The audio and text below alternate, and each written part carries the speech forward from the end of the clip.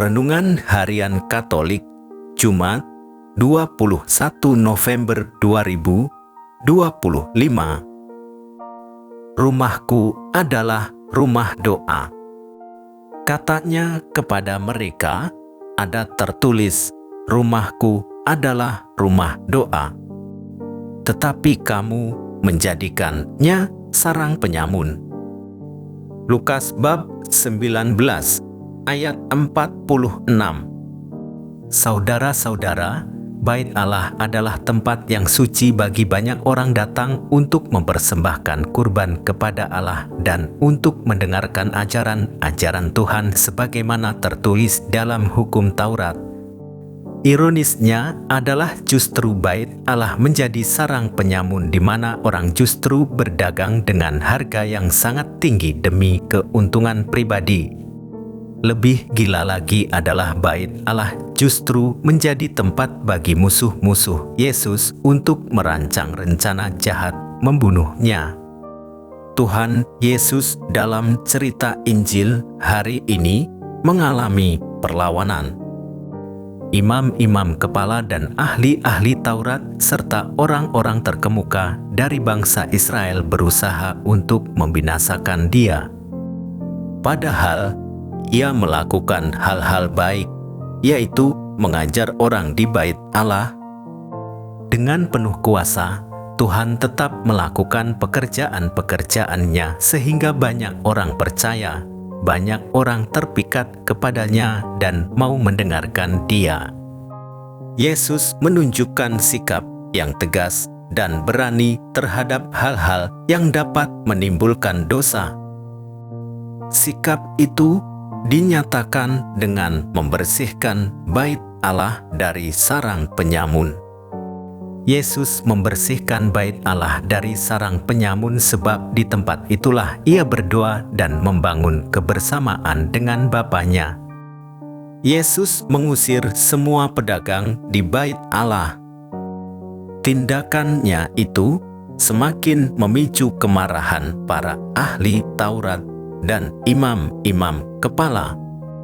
Mereka ingin menangkapnya tetapi tidak dapat. Penyamun atau penjahat memang sudah merasuki kehidupan beragama, bahkan beribadat. Bertopeng atau dengan alasan agama dalam ibadat, orang berbisnis untuk mencari keuntungan diri sendiri, membunuh atau mencelakakan orang lain seenaknya. Tiap-tiap hari Ia mengajar di dalam Bait Allah. Imam-imam kepala dan ahli-ahli Taurat serta orang-orang terkemuka dari bangsa Israel berusaha untuk membinasakan Dia. Kita juga diajak untuk selalu menjaga kesucian dan menempatkan Allah di atas segala-galanya. Dengan demikian, sebagai pengikut Kristus, kita pun akan percaya diri, berani berprinsip, bahkan berani melawan arus yang bertentangan dengan iman dan keyakinan kita. Kita semua adalah Bait Allah. Lewat pembaptisan kita semua telah menjadi anak-anak Allah dan Roh Allah tinggal dalam batin kita. Dengan demikian hidup kita perlu dijaga agar tetap suci dan sesuai dengan kehendak Allah, agar tetap menjadi tempat Allah hadir. Kalau hidup kita kotori dengan banyak tindakan jahat, dengan tindakan tidak adil, dengan tindakan kebencian melawan kasih, maka hati kita seperti kenisah pada zaman Yesus yang digunakan untuk jualan.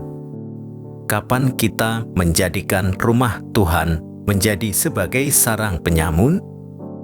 Yakni saat kita masuk dan berada di dalam rumah Tuhan tidak dengan maksud untuk berdoa. Kita juga menjadikan rumah Tuhan sebagai sarang penyamun ketika hati, pikiran, dan tindakan kita saat di rumah Tuhan penuh dengan kebencian, ketamakan, dendam, iri hati, dan keserakahan. Semoga teguran Yesus hari ini mendorong kita menghormati dan menggunakan rumah Tuhan sebagaimana seharusnya, yaitu tempat kita berdoa dan bertemu dengan Tuhan. Hari ini gereja memperingati pesta Santa Perawan Maria dipersembahkan pada Allah. Ini dapat menjadi contoh dari persembahan hidup yang penuh syukur. Maria adalah hamba Allah yang memberikan dirinya secara penuh dan kreatif. Ia bersedia menjadi ibu Tuhan, meskipun tidak mengerti banyak akan apa yang bakal terjadi.